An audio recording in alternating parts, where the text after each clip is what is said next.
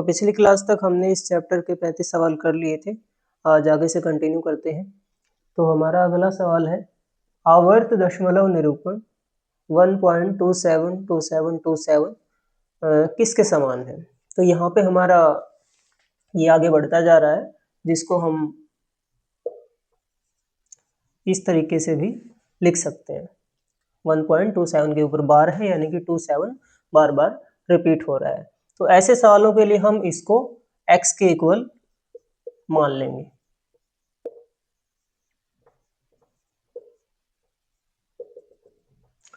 उसके बाद हम दोनों साइड 100 से मल्टीप्लाई करेंगे।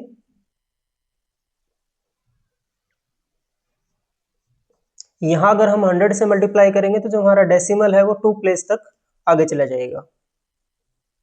तो ये हमारा बन जाएगा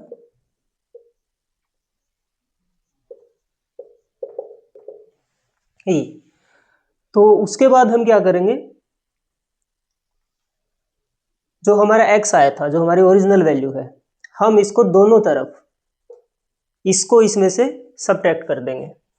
तो यहां हम 100x माइनस x और इस तरफ देखिए ये है 127 दशमलव और ये रिपीट हो रहा है, यहाँ पे 1 और ये सेम वैल्यू है। तो ये तो हो जाएगा 126 और ये जब इसमें से माइनस होगा तो ये 0 हो जाएगा, यानी कि हमारा इस तरफ वाला बचेगा 126 सीधा सीधा।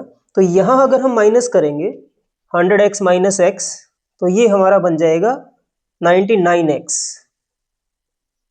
यहां से हमारी x की वैल्यू बचेगी,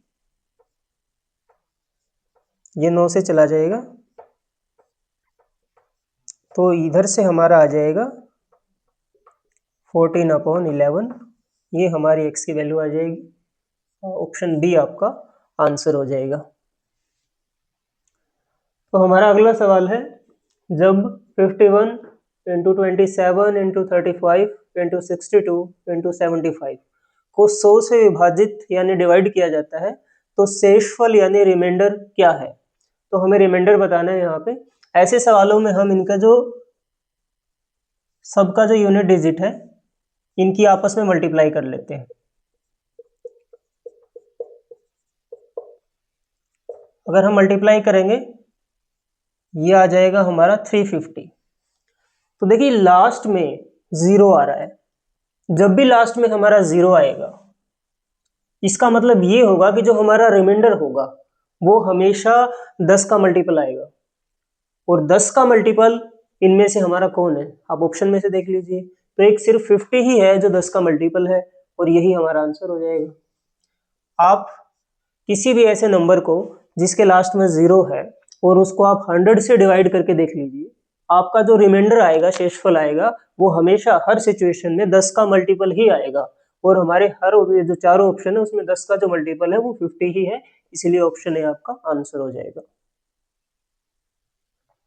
अगला सवाल है n के किस मान यानी वैल्यू के लिए संख्या 10⁻n+1 में अंकों का योग 2 है। यानी कि हम n की कोई वैल्यू रखें और जब इस एक्सप्रेशन को हम n की वैल्यू रख के सोल्व करेंगे तो जो हमारा आंसर आएगा उन सभी डिजिट का अगर हम सभी का सम करेंगे तो वो 2 आना चाहिए।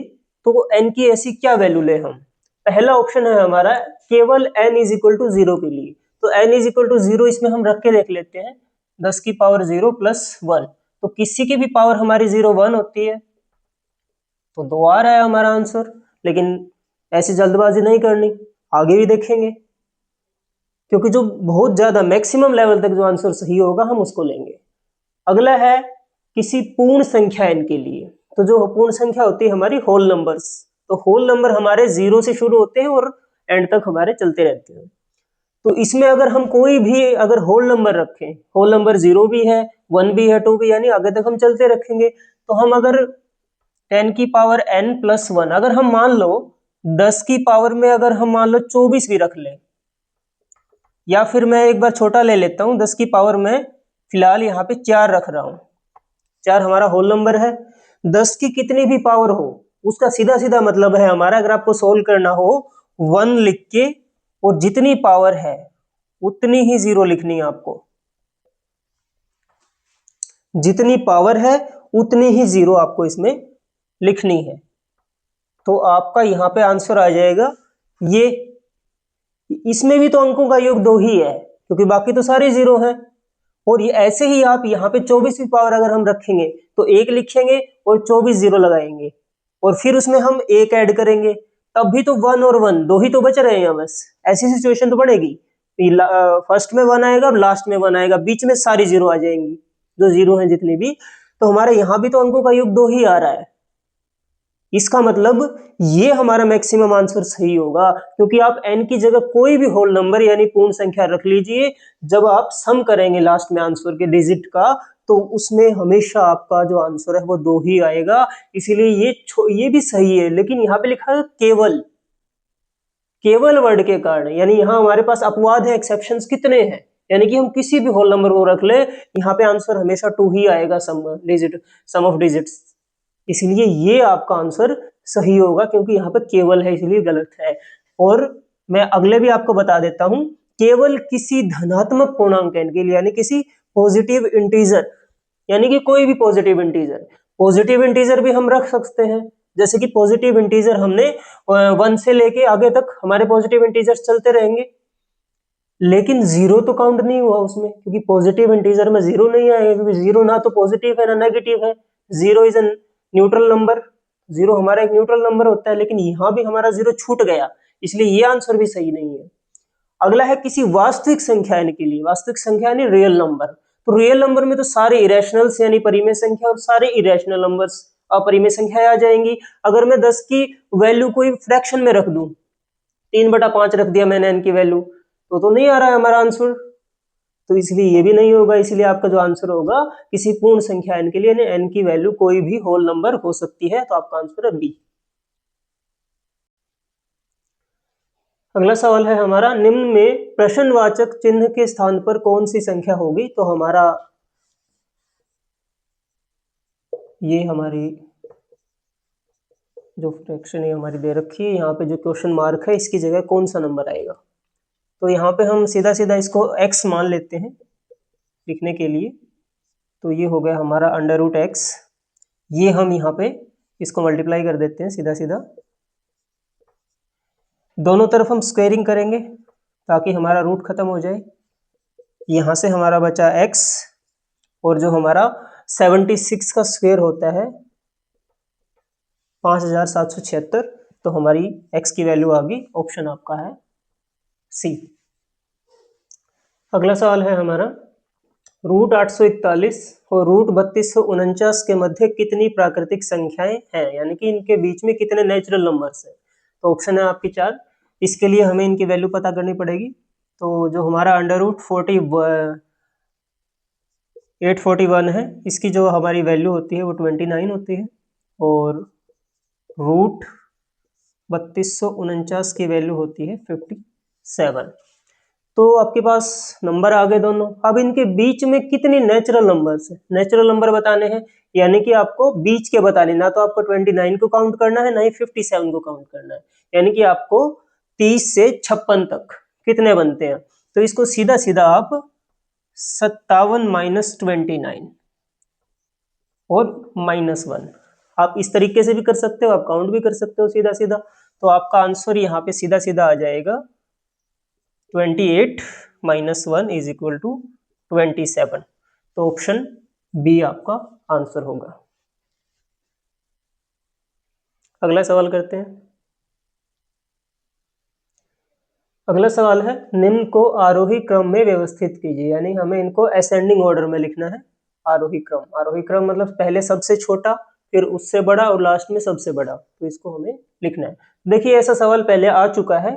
यहाँ पे जो हमारे रूट है, ये क्यूब रूट है, ये 6th रूट है, ये 4th रूट है, ये स्क्वायर रूट है। तो हमें रूट्स को सबसे पहले सेम बनाना पड़ेगा, तभी हम बता सकते हैं कौन बड़ा है कौन छोटा है। तो सबसे पहले बना लेते हैं हम इसमें से। तो ये है हमारा स्क्वायर रूट, हम यहाँ पे 2 लिख लेते हैं। इसको बनाने की मैंने ट्रिक भी बताई थी और फॉर्मूला भी बता रखा है, आप चाहे फॉर्मूले से करिए चाहे ट्रिक से करिए। तो मैं आपको ट्रिक बता देता हूँ। सबसे पहले देखिए, अगर हम रूट इक्वल करेंगे तो क्या कर सकते हैं हम, सबसे बड़ा है 6, तो 6 तो हम नहीं बना सकते इनमें से, 4 6 नहीं बन सकता किसी से मल्टीप्लाई करके। तो यहाँ पे हम 6 को 2 से मल्टीप्लाई करके 12 कर लेते हैं, बाकी सारे 12 बना सकते हैं हम। तो स्क्वायर रूट को 12 अगर हम बनाएंगे तो हमें मल्टीप्लाई करनी पड़ेगी 6 से, और मैंने बताया था कि यहाँ आप जिस नंबर से मल्टीप्लाई करवाओ, जो आपके अंदर वाला डिजिट होगा वो उतनी ही बार मल्टीप्लाई हो जाएगा, यानी 2 की पावर 6 आ जाएगी। तो यहाँ पे हमारा 12th रूट ऑफ 64। अब आगे कर लीजिए, यहाँ हमें 12 बनाना है तो हम मल्टीप्लाई करेंगे 4 से, और 4 से मल्टीप्लाई किया इसीलिए अंदर वाला नंबर 4 बार मल्टीप्लाई हो जाएगा। तो ये हमारा बन जाएगा 12th रूट ऑफ 81। ऐसे ही हम 6 की मल्टीप्लाई कराएंगे 2 बार, 2 से 12 बनाने के लिए, और अंदर वाला नंबर 2 बार मल्टीप्लाई, तो ये हमारा हो जाएगा 36। यहाँ हम मल्टीप्लाई कराएंगे 3 से, 3 से मल्टीप्लाई किया इसलिए अंदर वाला नंबर 3 टाइम्स मल्टीप्लाई हो जाएगा, तो ये हमारा हो जाएगा 12th रूट ऑफ 125। अब देखिए रूट इक्वल हो गए हैं, अब हम बड़ा छोटा बता सकते हैं। तो सबसे पहले सबसे छोटा लिख लीजिए, सबसे छोटा है हमारा तीसरा, तो ये हमारा सबसे छोटा है। इससे बड़ा कौन सा है हमारा? फर्स्ट। फिर कौन है? फिर है हमारा सेकंड, और फिर है हमारा सबसे बड़ा फोर्थ। तो ये हो गया हमारा असेंडिंग ऑर्डर, आरोही क्रम। चलिए अगला सवाल करते हैं। अगला सवाल है, एक पिता की आयु उसके पुत्र की आयु की 9 गुनी है तथा माता की आयु उसके पुत्र की आयु की 8 गुनी है। पिता और माता की आयु का योगफल 51 है। पुत्र की आयु क्या है? ऑप्शन है आपके सामने।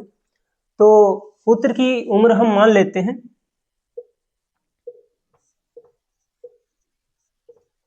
पुत्र की आयु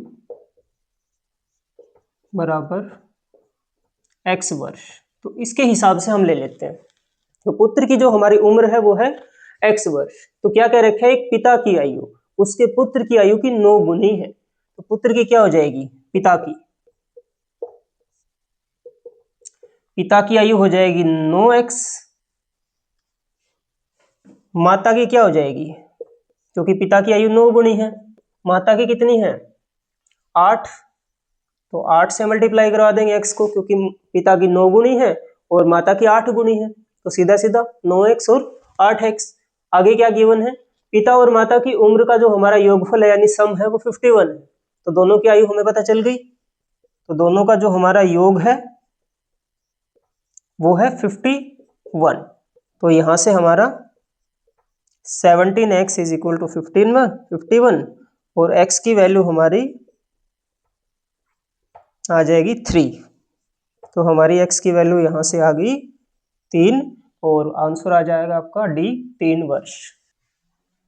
अगला सवाल है हमारा, यदि a/3 is equal to b/4 is equal to c/7 हो तो a plus B plus c/c का मान क्या होगा? तो हमें इसकी वैल्यू बतानी है क्या होगी।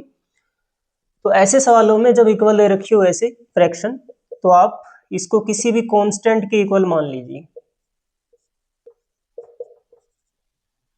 ये है आपका c, तो हम इसको किसी कांस्टेंट k के इक्वल मान लेते हैं। तो यहां से हम तीनों a/3 is equal to k, b/4 is equal to k और c/7 is equal to k। यहां से a की वैल्यू आ गई हमारी 3k, b की वैल्यू आ गई 4k और c की वैल्यू आ गई 7k। तो यहां से हम इस वैल्यू को इसके अंदर ले रख देते हैं।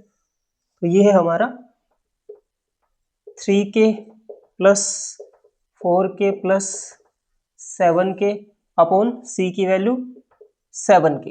तो यहां से आप इसको सीधा सीधा, ये कितना हो गया? 14k अपॉन 7k, k से k कैंसिल,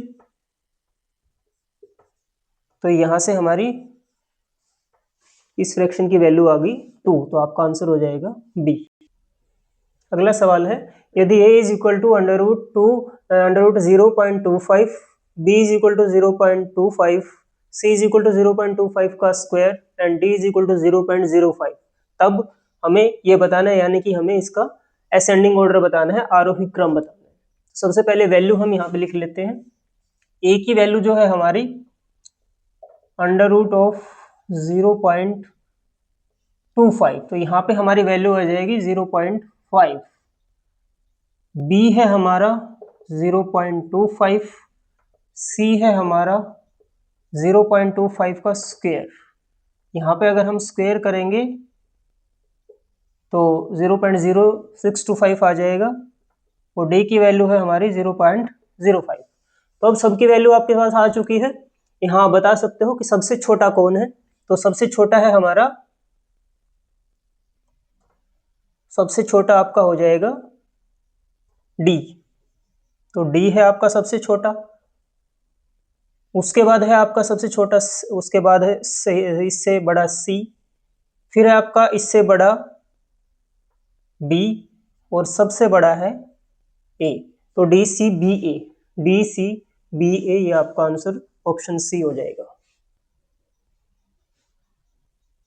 अगला सवाल है हमारा, एक भिन्न का हर यानी डिनोमिनेटर अंश के 2 गुने से 1 अधिक है, यानी कि जो डिनोमिनेटर है वो न्यूमरेटर के 1 से ज्यादा है, 2 गुने से 1 अधिक है। यदि भिन्न तथा उसके व्युत्क्रम यानी रेसिप्रोकल का योग 2 सही 16/21 हो तो भिन्न है, तो हमारी भिन्न क्या होगी वो हमें बतानी है। तो सबसे पहले इसको हम लिख लेते हैं।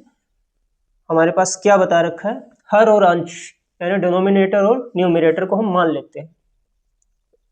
माना अंश बराबर x, तो हर क्या हो जाएगा हमारा, देखिए हर जो है वो अंश के 2 गुने से 1 अधिक है, यानी कि अंश है हमारा x यानी 2x 2 गुना और उससे 1 अधिक है, तो ये हमारा हो गया हर, ये न्यूमरेटर हो गया हमारा, ये हमारा डिनोमिनेटर हो गया। यदि भिन्न तथा उसके व्युत्क्रम का योग, तो भिन्न हमारी क्या हो जाएगी, यहां से भिन्न हो जाएगी हमारी x अपॉन 2x प्लस 1 और इसके व्युत्क्रम का योग 2 सही 16/21 है। व्युत्क्रम यानी रेसिप्रोकल, कर दीजिए reciprocal, x upon 2x plus 1 plus 2x plus 1 upon x, और इसका योग है, सम है हमारा 2 सही 16/21। देखिए यहाँ पे इसका अगर हम नॉर्मल वे में करेंगे तो नीचे वाले की मल्टीप्लाई हो जाएगी और ऊपर वाले में ऐड कर देंगे, तो 21 दूनी 42, 42 और 16 हमारे हो जाएंगे 58, तो ये हो गया हमारा 58/21। तो ये हमें, इसको हमने नॉर्मल वे में लिख दिया। अब हम इसको सोल्व करेंगे आगे।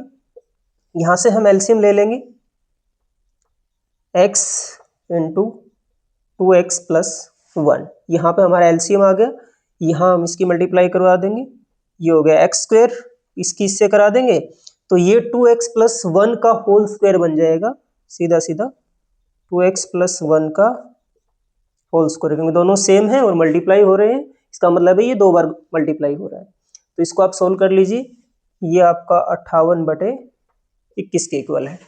तो इसको अगर हम सोल्व करेंगे, यहाँ से आ जाएगा एक्स स्क्वायर प्लस, देखिए ए स्क्वायर यानी 2x का स्क्वायर, तो यहाँ पे हो जाएगा हमारा 4x square plus B square यानी 1 का स्क्वायर 1 प्लस 2 इंटू ए इंटू बी, अपोन में इसको अंदर भेज देंगे हम, ये हो गया हमारा 2x स्क्वायर प्लस x, ये हो गया 58/21। इसको हम सोल्व कर लेंगे, अब मल्टीप्लाई करवा देते हैं हम इसकी इधर और इसकी उधर। तो यहां अगर हम 21 की मल्टीप्लाई कराएंगे, ये हो जाएगा 21x square, 21x square plus 21 की अगर हम 4 से कराएंगे, ये हो जाएगा 84x स्क्वायर प्लस 21 की 1 से करेंगे 21, और ये हमारा हो जाएगा 4x इंटू 1, ये होगा 4, तो 4 से मल्टीप्लाई कर देंगे सीधा सीधा, 84, और साथ में है हमारा x, तो ये हो गया 58 की मल्टीप्लाई हम यहाँ नीचे करवा देते हैं। एक बार हम इसको नीचे ही लिख लेते हैं। 58 की मल्टीप्लाई यहाँ करिए,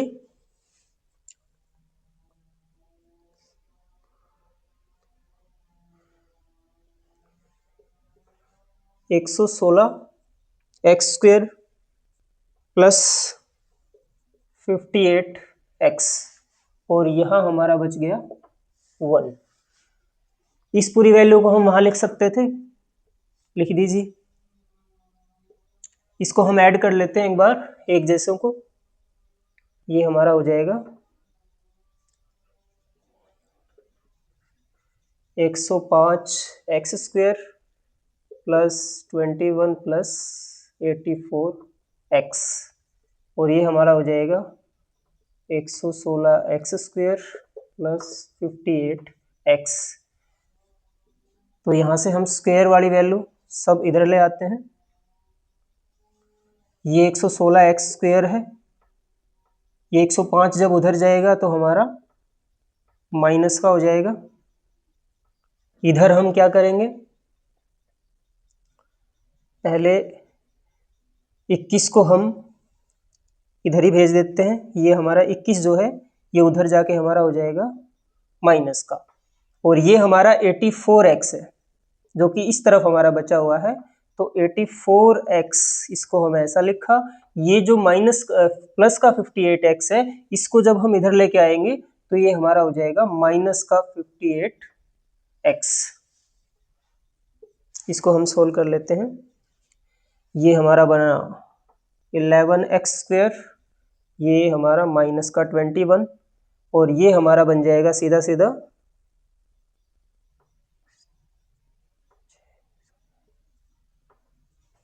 26x, और इसको हम इधर लिख लेंगे माइनस का 26 और माइनस का 21 है ही हमारा, ये हमारा 0 के बराबर। ये हमारी क्वाड्रेटिक इक्वेशन बन गई।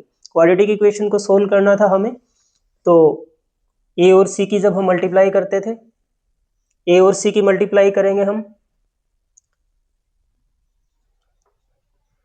ये हमारा आ गया 231। यानी कि अब हमें ऐसे दो नंबर ढूंढने हैं जिनकी मल्टीप्लाई आए हमारी, देखिए एसी की गुना आई है हमारी माइनस का 231, तो दो नंबर ऐसे ढूंढने हैं हमें जिनकी मल्टीप्लाई करने पर माइनस का 231 आए, और अगर हम उसको जमा या घटा, जोड़े या घटाए तो माइनस का 26 आना चाहिए। तो आप इसके फैक्टर कर लीजिए। जब आप इसके फैक्टर करोगे तो उन्हीं नंबर्स में से दो नंबर आपके बनेंगे। तो यहां से हम कर लेते हैं,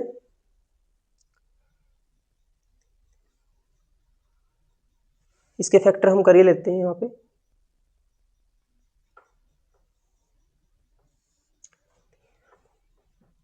तो ये जाएगा 3 पे, 3 पे जाएगा,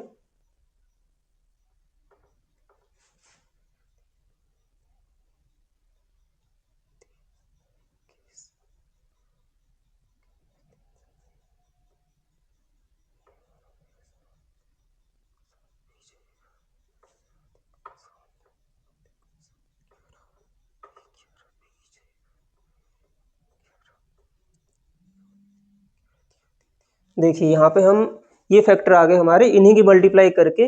जैसे कि मैं मल्टीप्लाई करूं 11 की 3 से, तो ये हमारा आया 33, और ये हमारा अगला बचा 7। तो 33 और 7 हमारे दो बन रहे हैं। अगर मैं 33 में से 7 माइनस करूं तो मेरा 26 आ रहा है, और दोनों की मल्टीप्लाई करूं तो 231 आ रहा है। तो लेकिन हमें चाहिए माइनस का 226, तो मैं यहाँ पे ले लूंगा माइनस का 33 और प्लस का 7। तो अब हमारा आ गया माइनस का 26। तो इसको लिख लीजिए 11x square minus 33x plus 7x, ये आपका हो गया। यहाँ से हमारा 11x कॉमन है, यहाँ x बचा और यहाँ पे 3 बचा। यहाँ हमारा 7 कॉमन आ रहा है, और दोनों ब्रैकेट सेम आई, तो एक ब्रैकेट कॉमन ले लेंगे हम, और जो बचा वो लिख लेंगे। 11x प्लस 7 बचा, दोनों को हम 0 के इक्वल रखेंगे। 11x plus 7 is equal to 0। यहाँ से हमारा x आया 3 और यहाँ से हमारा जो x है वो आएगा माइनस का 7 अपॉन 11। तो x की हमारे पास दो वैल्यू आ गई, x 3 आ गया और x की वैल्यू हमारी माइनस का 7 अपॉन 11 आ गई। तो हमें बतानी है भिन्न क्या होगी। तो भिन्न है हमारी x अपॉन 2x प्लस 1। तो यहाँ पे हम पहले 3 रख के देख लेते हैं। यहाँ पे तो इसकी जगह हम 3 रखेंगे, यहाँ पे 6 प्लस 1, तो हमारा ऑप्शन में 3/7 है, इसीलिए हमारा जो ऑप्शन बी है ये करेक्ट आंसर हो जाएगा।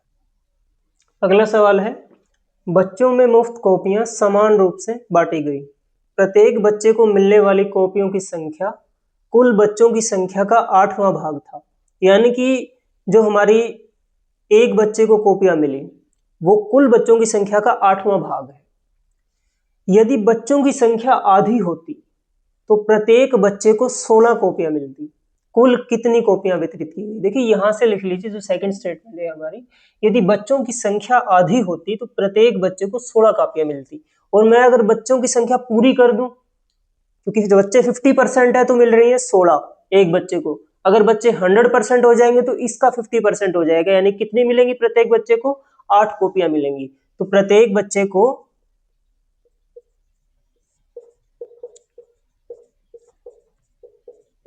8 मिलेंगी। 8 मिलेंगी, प्रत्येक बच्चे को हमारी मिल गई कॉपियां 8 हैं। तो देखिए पहली स्टेटमेंट पढ़िए, प्रत्येक बच्चे को मिलने वाली कॉपियों की कुल संख्या बच्चों की संख्या का 8वां भाग है। यानी कि बच्चों की संख्या का 8वां भाग है। तो बच्चों की संख्या कितनी होगी? 8 किसका 8वां भाग है? अगर मैं 8 को 8 से मल्टीप्लाई करूं 64, और 64 का अगर मैं 8वां भाग करता हूं, 8 से डिवाइड करता हूं तो 8 ही तो आता है हमारे पास। यानी कि हमारा प्रत्येक बच्चे को मिलने वाली कॉपियों की संख्या कुल बच्चों की संख्या का 8वां भाग था। तो यहां से हमारी जो कॉपियों की जो संख्या आएगी, हमारी कुल कितनी कॉपियां वितरित की गई, तो बच्चे हमारे आ गए यहाँ पे 64। तो बच्चे तो हमारे 64 आ गए, कुल बच्चों की संख्या का 8वां भाग है तो कुल बच्चे आ गए हमारे 64। तो अब हमें बताने कि कुल कितनी कॉपियां वितरित की गई। तो 64 बच्चे हैं और प्रत्येक बच्चे को मिली है 8 कॉपियां। तो हमें सीधा सीधा इसको इससे मल्टीप्लाई अगर हम करेंगे तो ये 512 आ जाएगा। यानी कि कुल कॉपियां हमारी 512। एक बार दोबारा इसको समझ लीजिए, प्रत्येक बच्चे को मिलने वाली, देखिए यहां से हमने बच्चों की संख्या निकाली, यदि बच्चों की संख्या आधी है तो प्रत्येक को 16 कॉपी मिलेंगी। और अगर बच्चों की संख्या पूरी हो जाए तो इसका आधा हो जाएगा सीधा सीधा 16 का। तो हमारी बच्चों की कितनी मिलेंगी? 8 मिलेंगी। और प्रत्येक बच्चे को जितनी कॉपियां मिलेंगे ना, वो कुल बच्चों की संख्या का 8वां भाग है। यानी कि ये किसका 8वां भाग है? 64 का 8वां भाग 8 बनता है। तो यानी कुल बच्चे कितने हैं? 64। और 64 बच्चों में कितनी कॉपियां बांटी गई? एक बच्चे को 8 मिली, तो 64 गुना 8 कर दीजिए, 512 आ गया। तो आपका आंसर आ जाएगा सी, 512। तो इस वीडियो में इतना ही। अगले सवाल करेंगे हम इससे नेक्स्ट वीडियो में, और अगली वीडियो में हम इस चैप्टर को कंप्लीट कर देंगे। तो आप ये सभी सवालों की एक बार प्रैक्टिस जरूर करिए, और कोई भी डाउट आए तो हमने कमेंट में ज़रूर बताइए, आपका डाउट को दूर ज़रूर किया जाएगा। और इस वीडियो को यहाँ तक देखने के लिए आपका धन्यवाद।